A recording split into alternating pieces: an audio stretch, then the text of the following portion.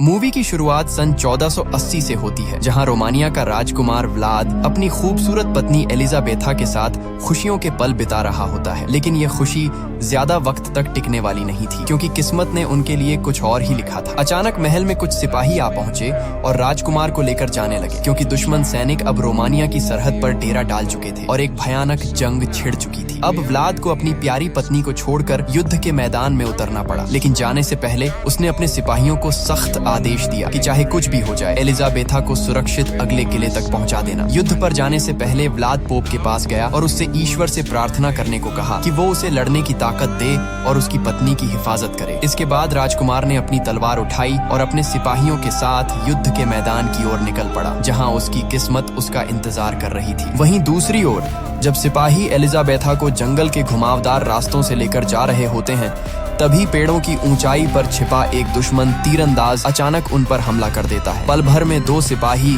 जमीन पर गिर पड़ते हैं। तीर उनके सीने चीर चुका होता है। बाकी सिपाही तलवारें निकालते हैं और दुश्मनों पर टूट पड़ते हैं। चारों तरफ सिर्फ चीखें, घोड़ों की हिनहिनाहट और तलवारों की टकराहट गूंज रही थी। इसी अफरा तफरी में एलिजाबेथा अपने घोड़े को पूरी ताकत से दौड़ाती है और जंगल की ओर निकल पड़ती है। वहीं दूसरी ओर युद्ध के मैदान में व्लाद दुश्मनों पर हमला करने का ऐलान करता है। उसके सिपाही जमीन पर तेल फैलाकर उसमें आग लगा देते हैं और कुछ ही पलों में आग की एक विशाल दीवार खड़ी हो जाती है, जिसे देखकर दुश्मन भी कांप उठते हैं। अब दोनों सेनाएं टकरा जाती हैं। व्लाद की तलवार हवा को चीरती हुई दुश्मनों के सिरों को झुका देती है। खून और आग का संग्राम पूरे मैदान में फैल चुका था, लेकिन तभी एक घायल सिपाही लड़खड़ाते हुए व्लाद के पास आता है और कांपती आवाज में कहता है, महाराज, एलिजाबेथा पर हमला हुआ है। ये सुनते ही व्लाद के चेहरे का रंग उड़ जाता है। वो बिना एक पल गंवाए घोड़े पर सवार होता है और जंगल की तरफ निकल पड़ता है। उधर एलिजाबेथा